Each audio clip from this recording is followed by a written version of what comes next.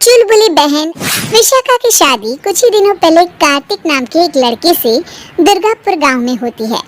विशाखा अपने ससुराल में बहुत खुश होती है। एक बार विशाखा उदास बैठी होती है तो उसकी सास उसे आकर पूछती है, अरे बहू, तू इतनी शांत क्यों बैठी है? क्या हुआ बेटा? कुछ नहीं माँ जी, घर की याद आ रही थी। एक काम करना बेटा, अपनी छोटी बहन को बुला ले, तेरा मन भी लग जाएगा है। विशाखा ये सुनकर खुश हो जाती है और अपनी बहन शिखा को फोन करके बुला लेती है। शिखा विशाखा के ससुराल आ जाती है। कैसी हो आप? अरे आ गई तू, मैं तो एकदम ठीक हो गई। शिखा पूरे परिवार से मिलती है। नमस्ते जीजू, कैसे हो आप? अरे बढ़िया बढ़िया, तुम बताओ। अरे कुछ नहीं जीजू। अरे आपकी शर्ट पर कॉकरोच।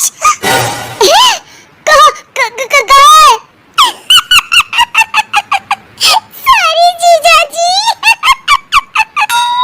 शिखा, आते ही तूने शैतानी शुरू कर दी, चल कमरे में। अगले दिन विशाखा रसोई में खाना बना रही होती है और तभी वहाँ शिखा आकर उसे पीछे से डरा देती है। विशाखा डर जाती है और शिखा हंस पड़ती है। तू पागल है क्या शिखा? अभी मेरे हाथ से सब्जी गिर जाती ना। अरे दी, आपको क्या हो गया है? शादी से पहले तो कितनी मस्ती करती थी और अब एकदम बोरिंग हो गई है आप।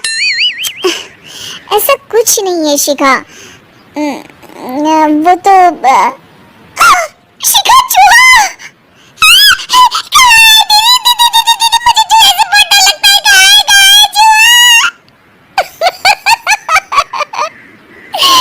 देखा शिखा, मैं कुछ भी नहीं भूली, मस्ती करना भी नहीं। सच में दीदी, आपने तो डरा ही दिया था मुझे। दोनों बहनें आपस में बात कर रही होती है, तभी शिखा को एक आइडिया आता है। दी, क्यों ना आज हम इन सबको डराए? नहीं नहीं शिखा, ये मेरा ससुराल है, यहाँ लोग मजाक में नहीं लेंगे तुम्हारी बात को। अरे दी, तुम भी ना कितना सोचती हो। रात में जब सब सो रहे होते हैं कि अचानक से विशाखा की सास को पायल की आवाज सुनाई देती है। वो आंगन में आकर देखती है तो आवाज आना बंद हो जाती है। अरे कौन है इतनी रात को?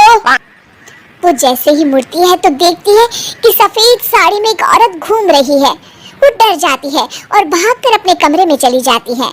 वो औरत और कोई नहीं पर शिखा होती है। सास को डरा हुआ देख शिखा जोर जोर से हंसने लगती है।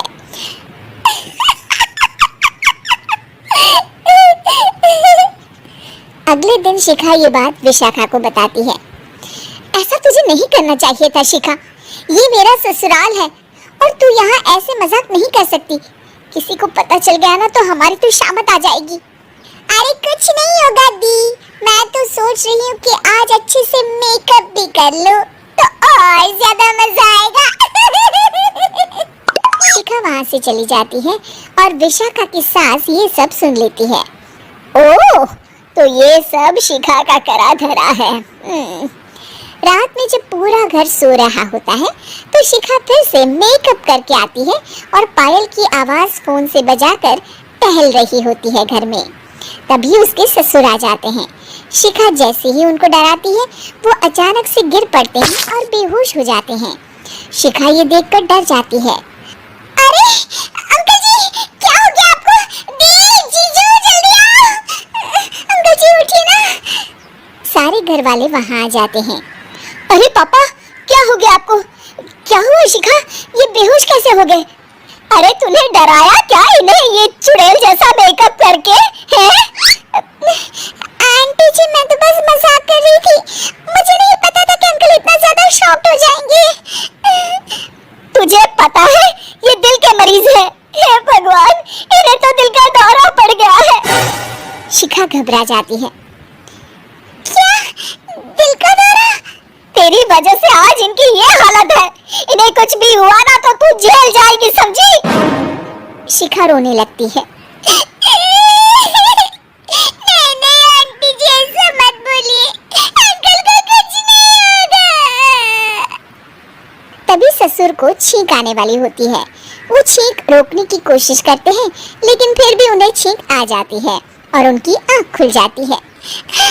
अंकल, आप ठीक तो है ना अंकल? ससुर और सास हंसने लगते हैं। क्यों बेटा, सिर्फ तुम्हें ही मजाक करना आता है क्या? है? तो क्या पापा बेहोश नहीं हुए थे? अरे नहीं नहीं, मैंने ही प्लान बनाया था ये। पर क्यों माँ? क्योंकि विशाखा को लगता है कि ये उसका ससुराल है, उन्हें ऐसी मजाक वाली बातें पसंद नहीं आएगी। पर उन्हें ये नहीं पता कि अगर ये दोनों बहनें शेर हैं तो हम भी सवा शेर हैं। ये तो बिल्कुल सही कहा आपने आंटी जी।